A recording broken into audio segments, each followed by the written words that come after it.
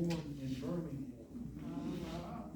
And all of us, as all my siblings and I, all of us, we were born in Columbus because they migrated from down south so that we have a better way of living. And my father shared with me about the cruel brutality of what it was like when he was in Birmingham. He would share, he shared a story with Dr. Tim Aarons and I that, he would be in a place dancing with my mother, and he said whenever the music stopped, he said he immediately knew it was wrong. And he said they would say, now, how many of you niggas have weapons? And of course, no one said anything. He said, we're going to turn off the lights, and when we turn back on the lights, we have some weapons. We want those weapons laid on the floor. So when there were a few weapons, he said, what are we going to do? It's almost like the little lynch thing. He said, now, since you all like this, we're going to keep talking about it. Yeah. And so, so my dad shared, he says, I wasn't taking it. So he said he went out the window, but he shared story after story. And my uncle, Pastor Kilpaski, who served, away from me. I may need something to amplify my voice there. But my uncle, when he was in seminary, he actually drove those people who were crossing over the Pettus Bridge. The Edmund Pettus Bridge. So we have a long history of our family being in Birmingham, and also I want to say this too. I just went on a sabbatical this year. I went to South Africa, and I went to Birmingham, Selma, and Montgomery. And I had my sisters to meet me there. We met with all of our family on both sides, mom's family, dad's family, so that we could sort of reconnect. As a result of reading this book, it reminded me of what Dr. King, Abernathy, Reverend Fred Shuttlesworth, all of them went through some cruel bombings and brutality. And what Birmingham and Selma and what Montgomery did for me, it reminded me of being in South Africa was the brutality, the beatings, the bombings that black people have gone through, the inhumane treatment, and how resilient we are to still go to church and say, we shall overcome. And we come this far by faith, leaning on the Lord. If it were not for my faith, because my faith and my obedience are the same address, I don't know where I would be today. Because we still deal with the vice versa of so many different injustices. So, as a result of reading this book, it's just unbelievable. With the boycotts, with Rosa Parks, with her training, and and with all of the things that they went through in planning this whole major agenda of confronting social inequities. And one thing that was interesting to me is that they were saying there's a parallel between the military and the civil rights movement. Because to have a movement like this, you have to have some soldiers. And you have to believe in some real intensive training. You have to believe in being in boot camp when you are doing this kind of work. So I would like for you to, if you would, again, look on this page here. And we want to see what dealing with the Montgomery boycott, is there a parallel with what Red does, how we do things, in comparison to what the book says? There's just so much. I mean, I have at least 8 pages of notes. I didn't know which way you were going to go with this, that I captured from, my reading. But what we want to establish in these few minutes is that when we look at the author's observation, we see that nonviolence became fundamental in the movement influenced by Gandhi. A matter of fact, he called it cheerful acceptance. Cheerful acceptance, which means that no matter what happened, you had to deal with a sense of jubilee. And while they were in jail, you had to rejoice and celebrate being in jail by studying sermons, writing lectures. Whatever you did, you had to recognize it was a greater cause, so you had to do it with cheerful acceptance. That was a hard paradigm, and many went for it, and most of them did, but it seems to me like Reverend Fred Shuttlesworth still had a problem. Oh, thank you very much. Now I can preach a little bit. Okay, thank you. But it sounds maybe God wants you to hear over and over and over again. You need to hear this over and over again.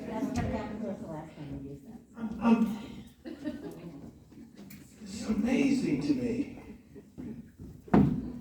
that their struggle, they were so convicted that they had to learn how to deal with being beaten up. They had to practice role play, all of that, because of the inhumane trouble that they were encountered by the most acrimonious, pugnacious, people, diabolical people that you ever meet in your life. So with this cheerful acceptance, it seems like Reverend Fred Shuttlesworth certainly believe that yeah, we can do this, but I'm gonna have a little small entourage that may not believe all of this all the time. But all of you join in with me. Nonviolence became fundamental to the influence by Gandhi. Of course, you know Dr. King was profoundly impacted by Gandhi. How do you see the parallels? When you hold that down there, or when you hold it here, I hear it twice. I hear your voice, and I hear it from the speaker, and they're not together. And that's why I just sort of put it here. You hold it here, your mouth, the echo. Put it right here. Yes. That doesn't.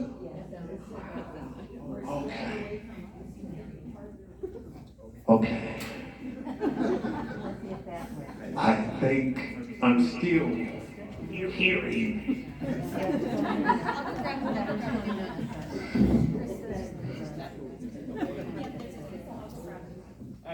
I'm just going to use my prophetic voice, okay?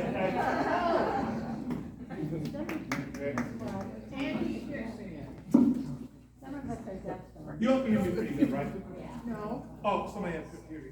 Some of us don't have prophetic voices either, and I'm on the agenda. Okay, let's look at a parallel here if we can. It says nonviolence became fundamental to the movement influenced by Gandhi. When you think about the comparison to bread, can someone share, how there is a parallel with what we do? Do we go and fight when we take on? Okay, so can you all speak a little bit to that?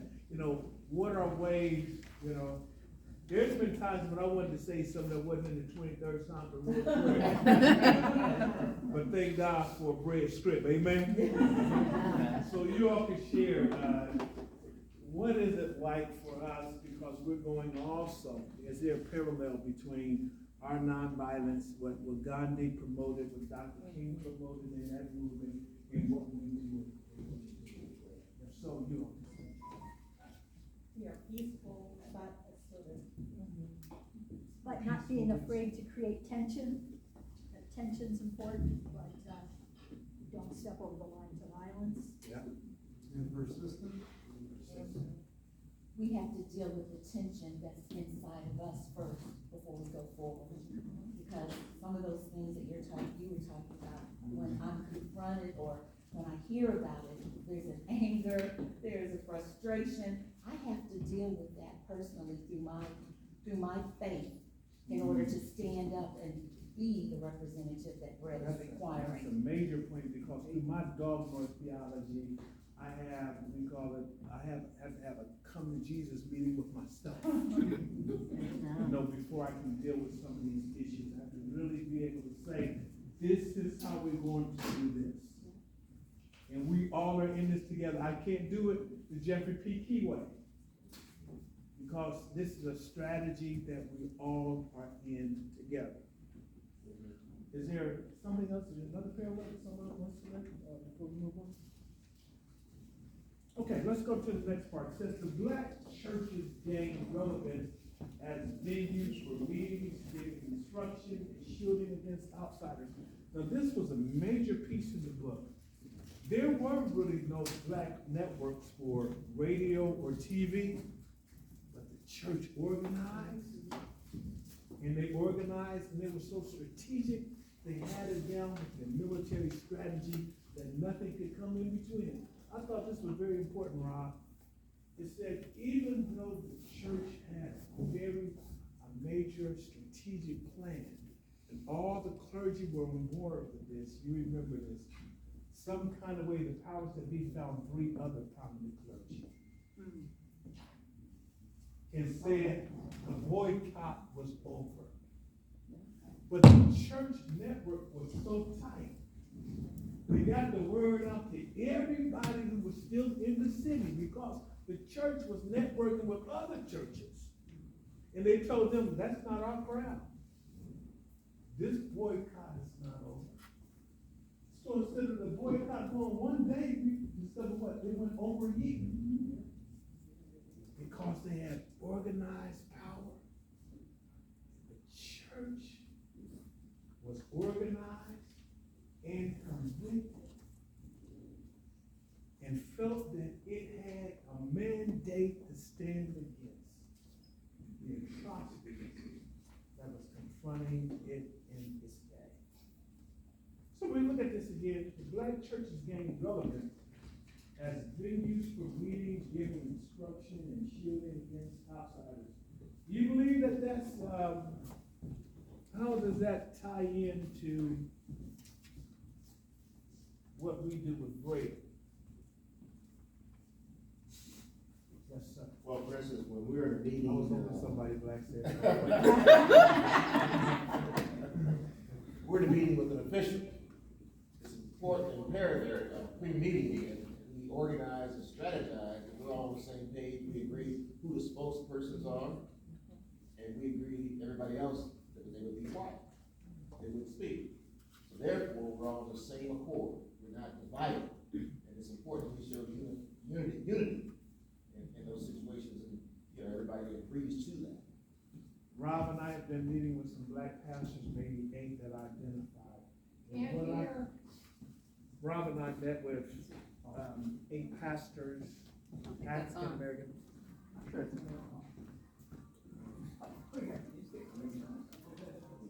Your brother. We're gonna call this a prayer meeting. Yeah.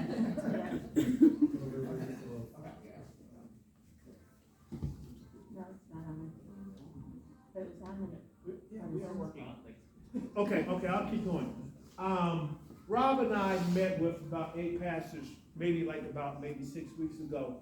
One thing I told them, I shared this with each one of them. I said, I've been with this over 20-something years. I said, this is my family. I said, we're not divided. And I said, if Rob tells you something, you can believe it, because it's not half-baked. It is totally true.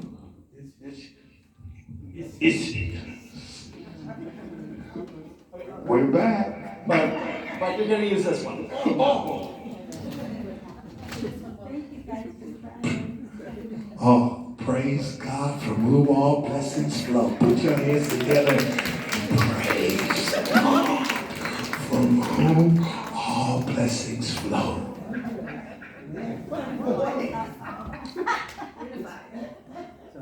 you go ahead and preach. Okay.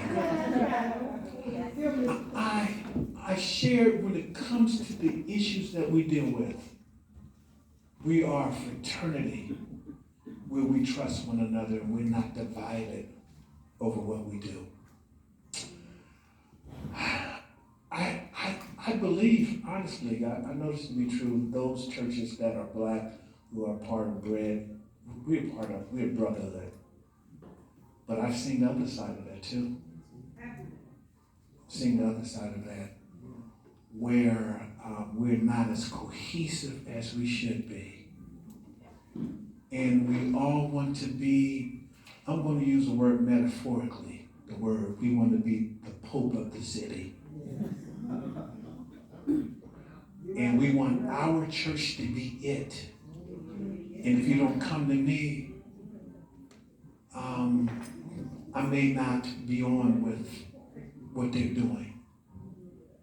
I've personally gone through that as a co-president with Brad, where the mayor called us in, all the black churches that were connected to Bread, and tried to divide us over affordable housing. So I say that to say, when you really have a cohesive group of people and they really believe to the core of their heart, we're not going to always agree on everything. We can get caught up in majoring in minor things, again, primary concern and secondary things, but if we could just get to the core values that this is wrong. It's not because it's black, because they're black, it's not because they're gay, it's just wrong. And we're going to stand against that, and we're not going to be divided. That's where we need to be. Getting back to the black church was very relevant. Is a black church relevant? And how relevant is it? And is it a force to be reckoned with when it comes to standing against the powers that be, as we see, in this particular narrative? I think it is a force to be reckoned with, but I'm not sure the black church realizes that they are a force.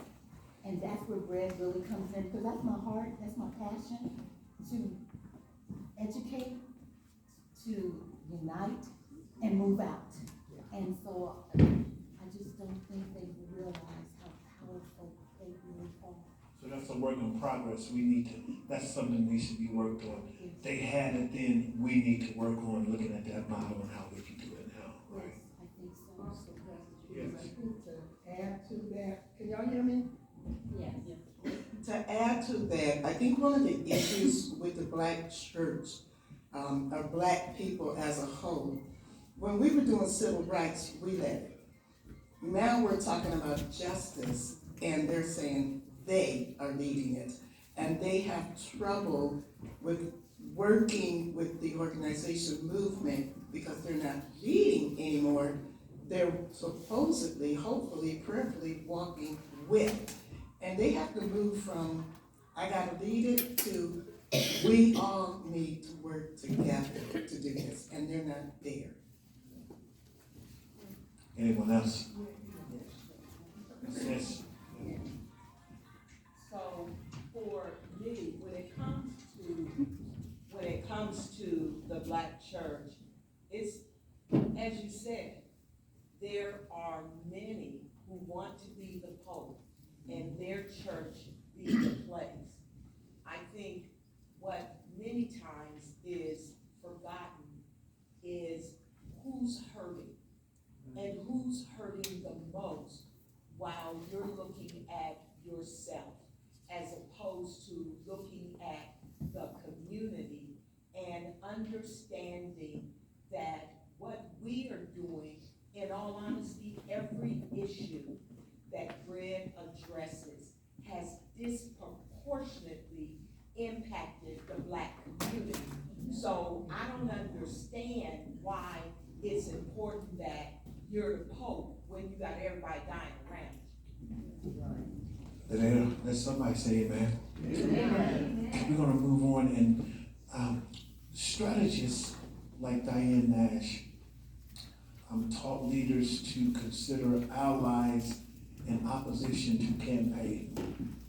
says again, strategists plan as top leaders to consider allies and opposition to campaigns. Somebody want to speak to that? Have to consider when you think about taking on something, you have to look at who are the people that's going to be forward, is that right? Then you can't just be so optimistic and just say everybody's going to like this, right? So our Diane Nash are organizers, because they help us to strategize. They help us to understand the opposition. So our Diane Nash are our organizers and dark on a larger scale. So those are our allies. Yes. What about the opposition? Yes, Kathy. So our allies,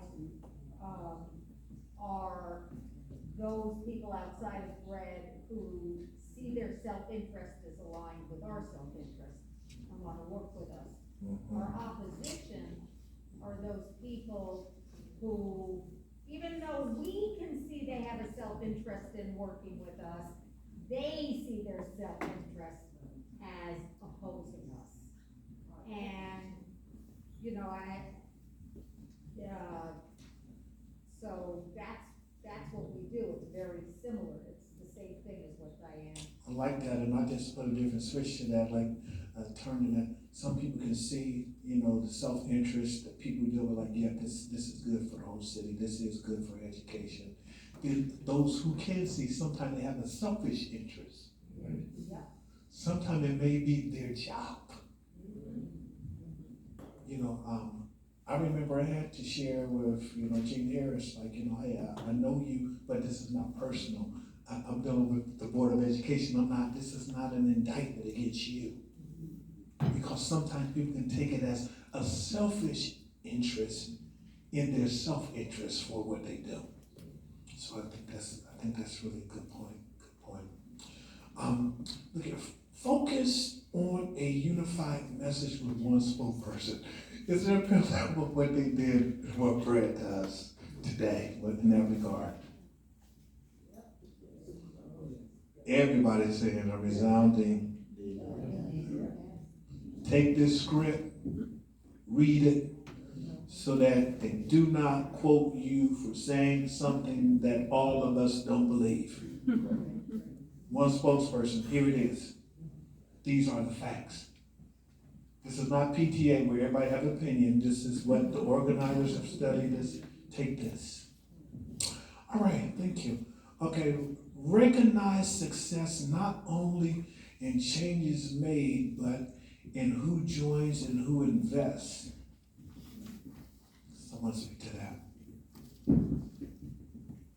Great. Oh, I can speak to that because the first thing I heard is relationship.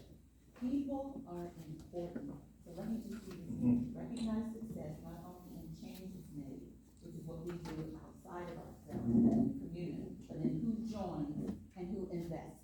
Well, when people join, that is an investment. I've invested something of myself in that individual, as well as the resources that they bring to the table. And so that to me is prime. That is everything. That's God. Yeah. And that's the foundation of bread. Not only has public education been changed, but you put your life on the line for it. You put your sweat equity into it. And that matters. That you were invested enough to say, here, I'm putting my money, I'm putting my time, I'm gonna make some recommendations, but I'm also gonna fight too for the change. And in those that you're bringing along with you. I was coming from that perspective. Yeah. Those that, my network members and those that are coming along, Yeah. that we're recruiting. That's good. That's good. It's relational. Let me use the word relational. That's really good. Okay. Direct action must end in reconciliation. They said no matter what you go through, no matter how you argue, no matter what, the end result is always reconciliation. Do you see a parallel of what they did and what they believe in what we do? Is that true for us? that at the end of the day, we want systems to be reconciled with, so that we are considering how we work together. How can someone speak to that? Well, I can let somebody else speak. But in terms of our direct action, we're looking for results. Because we're not trying, we don't have a mercy ministry. We're trying to get to the source of the issue, the problem, and reconcile that so that people can get the services, their needs met, the injustice can be overcome. So yeah, that's why we're doing the action. We may not like each other, Yeah. but we need to still deal with this. Oh, yeah. We need to. Someone else? Jim, Yeah. that for me brings to mind instances where Brett has fought very hard and campaigned and ultimately had success, let's say on an issue. And we've had times when there was reconciliation, and then we've had many times when I don't think that was achieved. I'm thinking particularly about elected officials in this regard, who more or less want to shut Brett out of the conversation, and not, have a sense of big picture stuff and reconciliation. So I think it's a constant challenge, to get to that end point. And you would agree that the end result would be reconciliation is what I'm aiming for. I think so, because it recognizes that, this is civic action that we're talking about, and issues, and, at the end, we, it's a cliche and it's overused, but we are all in this together. But I think Brett has, at times, not received that give and take of reconciliation, what that represents. In other words, you're not just the downtown mayor, you're the mayor for all the people. Reconcile this. Yeah. All of us, not some of us. Okay, go ahead. So sorry, but I just had a thought. We want to give you an opportunity, Mayor Ginther, or any other public official to be the champion. This is coming out from my alties, so if I'm just learning. I learned the alties, and I've been learning so. She ready to preach, isn't she? It's like we're giving you an opportunity to be a champion in the eyes of Brett and the city of Columbus.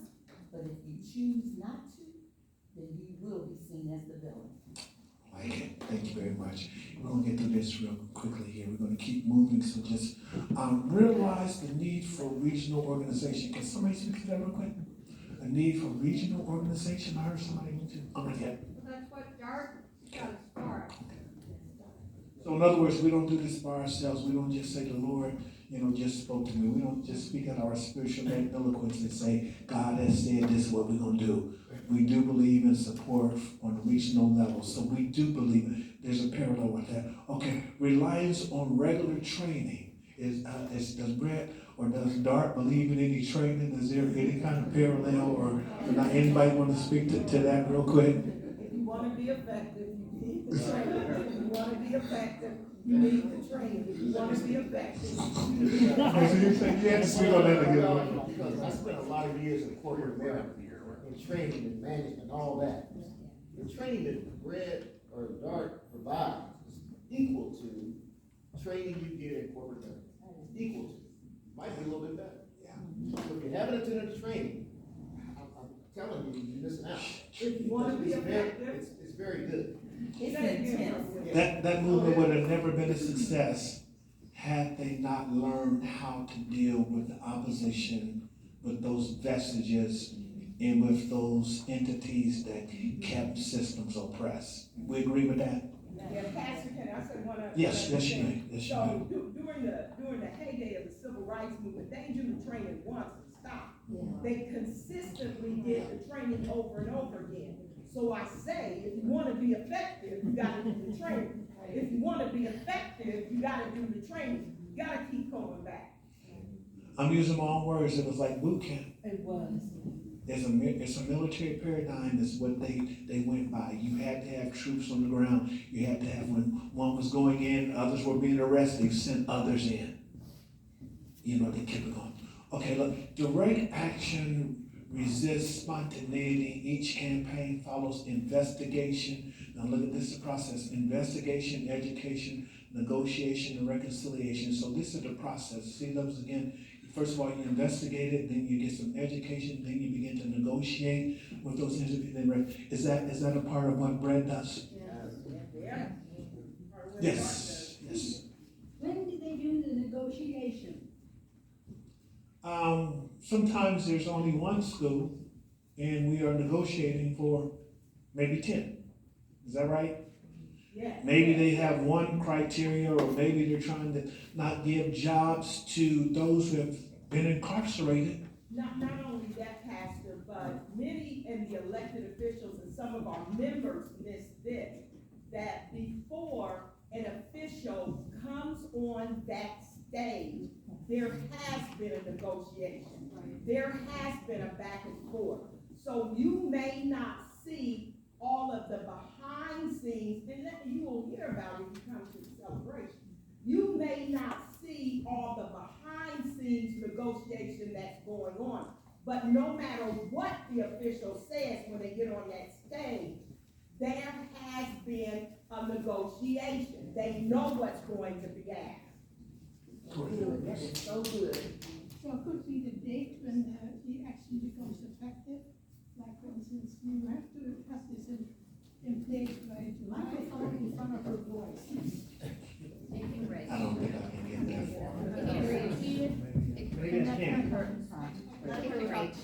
far.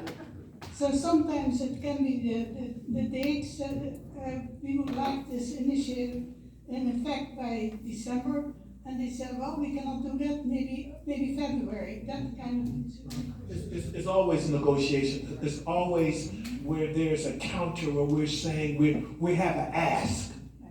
All right, our time is running out. We're going to go ahead and move forward. What about begin with ground rules? Oh, no, we know that, right? That's true, right? Okay, converted negative energy into positive. Being arrested became a badge of courage. What about that? Oh, that's the tension that's in the room. You know, I mean, Ellen knows. They're so mad at you. You have to do that. Kathy? When Pastor Leister was demonized by the county commissioners for being a bully, that was a badge of honor. That's good. That's good. What about this part? Built unit of cohesion through singing and chants. Bread.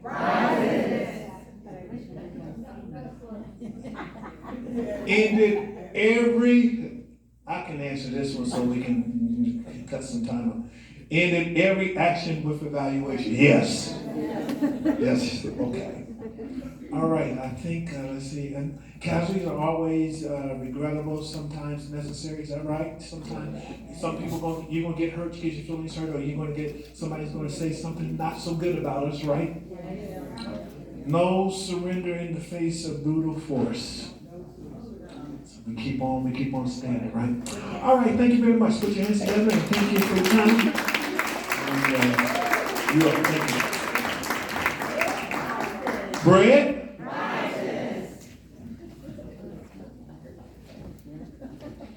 Thanks, Pastor Keith. So before I get into my part, I want to lift up somebody